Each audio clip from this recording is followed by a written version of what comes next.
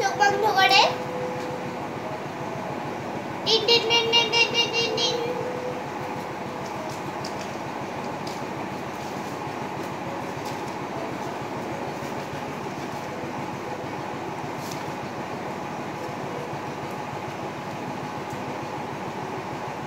Shrabani Patra. Yes, ma'am. দিব্যান্ত পাত্র। Yes, ma'am. তোমাদের যে আগের পড়াগুলো করিয়েছিলাম, কদিন তো তোমাদের ক্লাস হয়নি তো? না। তাই জন্য আজকে একবার রিভাইজ করিয়ে দিচ্ছি, আর মাঝে মধ্যে প্রশ্ন জিজ্ঞেস করব, যে দেখবো তোমরা ভালো করে পড়েছো নাকি পড়োনি।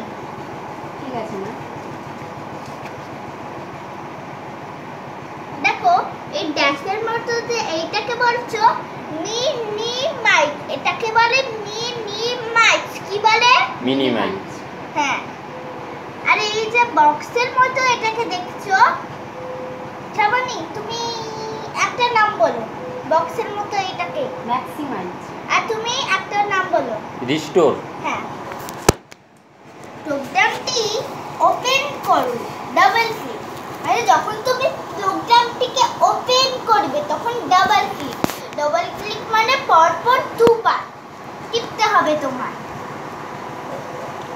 তারপর আছে দেখো প্রোগ্রামটি ক্লোজ করো, সিঙ্গেল ক্লিক।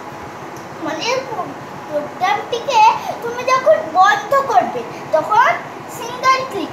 সিঙ্গেল ক্লিক মানে সর্বদা একবার, সর্বদা একবার। হ্যাঁ।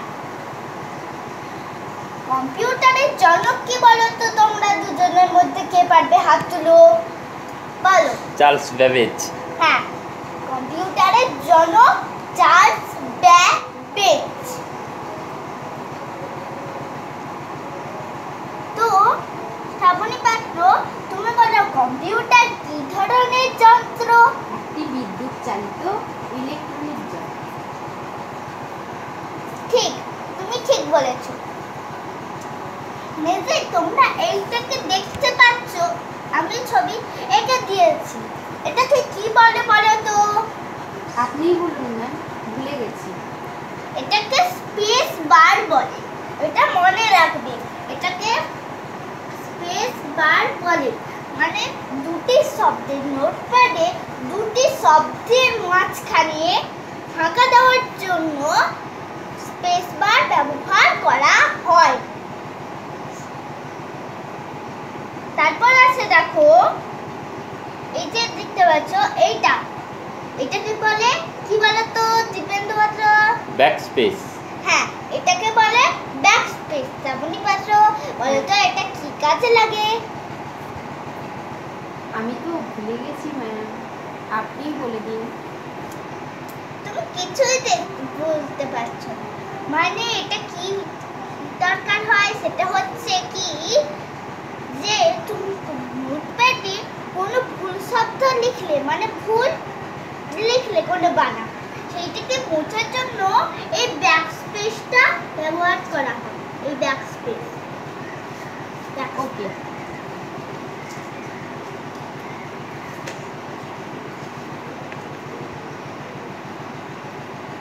তারপর আছে দেখো এই যে এইটাকে দেখছো, এখানে ইংরেজিতে লেখা আছে। তোমরা কিবোর্ডে দেখো তো এরকম বক্সের মতো করে শিফট লেখা থাকে। হ্যাঁ। সেটাকে বাংলাতে বলে শিফট। তোমরা তোমরা তো অনেক ইংরেজিতে বুঝতে পারো না, তাই জন্য আমি শিফটটা লিখে দিয়েছি বাংলাতে। তো দেখো এটাকে শিফট কি কাজে লাগে না, ধরো তোমার নাম কি? শ্রাবণী পাত্র।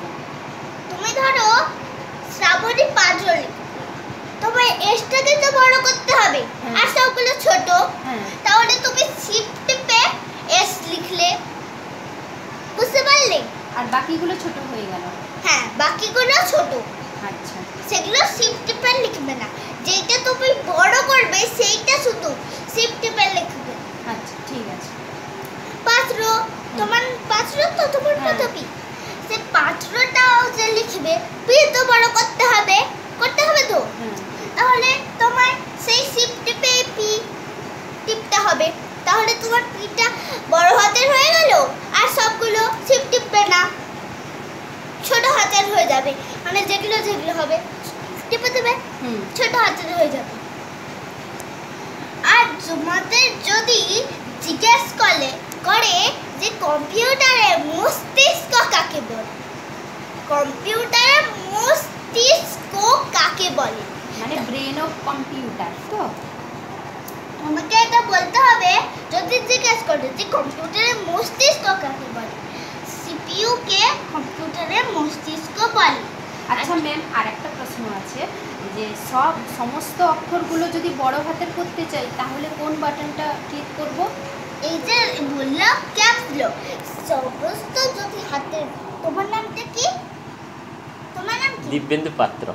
সমস্ত হাতের অক্ষর যদি বড় করতে চাও, শোনো, বড় করতে